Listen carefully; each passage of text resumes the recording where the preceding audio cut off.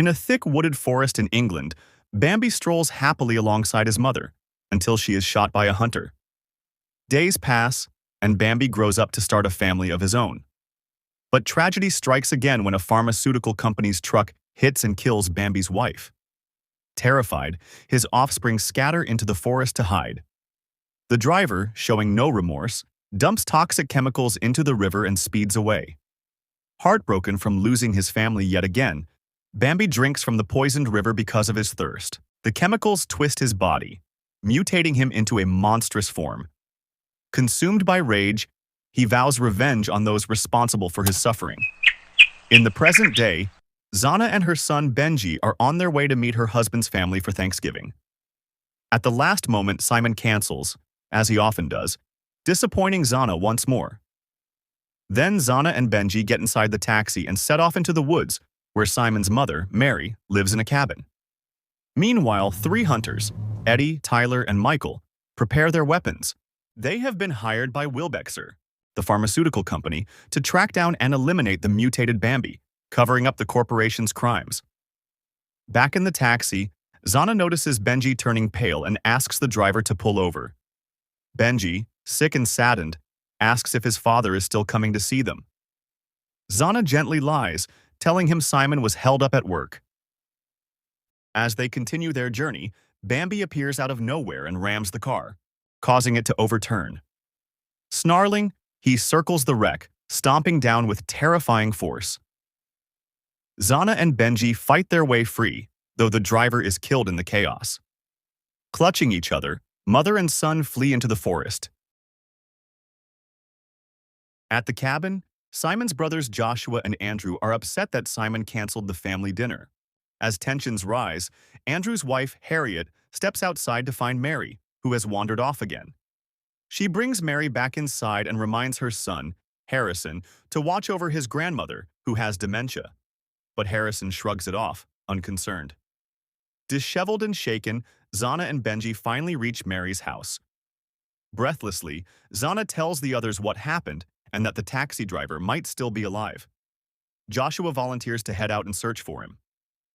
Meanwhile, the hunters arrive at the crash site. Among the wreckage, they find Zana's phone. Suddenly, footsteps echo nearby.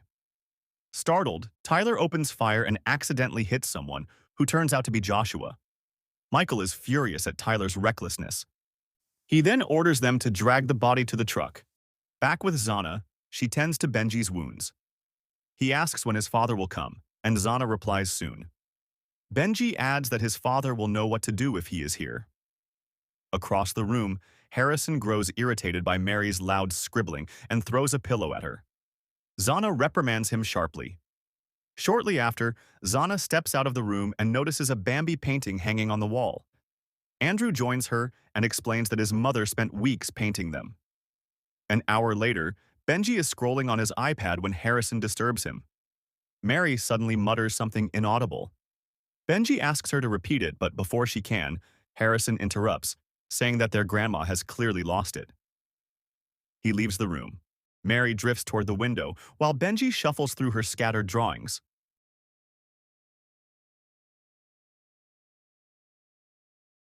Moving closer, he looks out the window and spots the Bambi. He calls out for his mom. Zana rushes in and quickly leads both of them out. Panic spreads as the rest of the group scrambles to run and hide. Harriet is discovered by the Bambi and runs into the bathroom. In desperation, she slips through the window to escape. Meanwhile, the others pile into the caravan. Andrew tries to start the engine, but it fails. They soon spot Harriet outside, still fighting the Bambi, until the creature overpowers her. Andrew twists the key again, and this time the engine roars to life. The caravan speeds down the road with the relentless Bambi in pursuit. For a time, it keeps pace, but eventually they manage to outrun it. A heavy sigh of relief fills the van. At the cabin, the hunters rummage through the wreckage of the house. They find Harriet still alive, clinging to her last moments until Michael ends her life.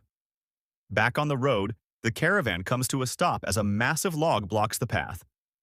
Andrew's frustration boils over as he blames Simon for their troubles, blaming him for bringing them here simply because he could not stand a weekend alone with his kid. and now does not even bother to show up. At the back of the van, Mary calls Benji by the name Simon. He insists he is Benji and asks where Bambi is. Mary replies he is playing in the park. Then Benji spots the emergency flare and takes it. Outside, Andrew and Harrison tie the log to the van so they can drag it to the side. Zana tells Benji to wait for her signal before driving, but he hesitates. Suddenly, the Bambi appears. Zana shouts for him to drive immediately. In the chaos, Andrew's leg gets caught in the rope, and Harrison is left behind. The van speeds forward, but quickly runs out of gas. Soon after, they realize Andrew has died from his injury. Mary drifts toward the forest. Zana and Benji follow her. Meanwhile, the Bambi chooses to chase Harrison. He trips and falls, bracing for the worst, but the creature is distracted by another sound and leaves him. Catching his breath, Harrison notices a small rabbit staring up at him. Irritated, he kicks at it. Moments later, an entire pack of mutated rabbits emerges from the shadows. Harrison tries to run, but he stumbles into a bear trap. Screaming in agony, he is devoured by them. Back with Zana, she instructs Benji to stay put while she approaches Mary. But Benji lights the emergency flare, hoping to get help. Zana scolds him, but then freezes when she notices the forest floor littered with carnage. The Bambi suddenly appears, forcing them to run for their lives. At the last moment, the hunters arrive and they hitch a ride with the hunters. Zana pleads with the hunters to call the police and telling them she left her nephew and brother-in-law behind. But Michael dismisses her concerns and tells her not to worry. The group arrives at an abandoned shed. To Zana's shock, Simon steps outside, and Simon is stunned to see his family. It is revealed that Simon works for Wilbexer and has been overseeing this operation to protect himself and his company. Enraged, Zana confronts him, telling him that their son has watched his close family die, but Simon coldly defends himself. He admits he never wanted Benji here, having no interest in him. Benji overhears this, and, crushed, he runs outside. There, he spots one of the hunters carrying a caged fawn. Curious and concerned, he quietly follows them. Meanwhile, Zana, fed up, demands that Simon explain himself. He admits that he was the one who ordered the guys to dump chemicals in the forest river and adds that nothing like this has happened before. Shocked, Zana asks, "You did this before?" But Simon defends himself, saying that Wilbrick has been dumping chemicals for decades. Zana storms into the control room and grabs the phone, but Michael warns her to put it down. Then Michael explains her husband's plan, to lure out Bambi using the fawn as bait and then kill it. Appalled, Zana rushes out of the room to get to Benji, only to find him gone. Zana rushes outside and finds the corpses of her loved ones. She runs, and Simon follows her. Back with Benji. He notices the hunters mistreating the little fawn. Then, Tyler excuses himself to pee, but instead encounters his fate. Moments later, Eddie finds him dead. Terrified, Eddie flees, only to be torn apart by the creature inside a car. In the chaos, Benji manages to free the fawn from its cage. In the control room, Michael watches the live camera footage and finds the cage gone. Furious, he decides to head there and assess the situation himself. In the shed, a furious Bambi storms in and roars at Mary. Suddenly, he hears movement and heads toward the utility closet, where a Wilbrex employee is hiding. When she sees Bambi, she fires at gas cylinders, sparking a violent explosion. In the forest, Michael appears and raises his gun at Benji, demanding him to hand over the fawn. Simon urges Benji to comply, but Benji refuses. Simon blames Zana for turning his son against him, but Benji reminds him that he heard everything Simon said about him. Then Bambi suddenly arrives and kills Michael. Instead of protecting his son, Simon bolts in fear. Zana tells Benji to stay still. She gently takes the fawn and returns it to the Bambi.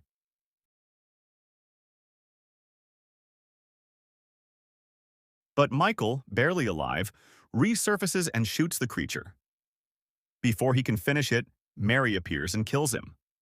The wounded fawn cries over the dying Bambi, desperately trying to wake it. Meanwhile, Simon is caught and torn apart by the ravenous mutated rabbit in his car.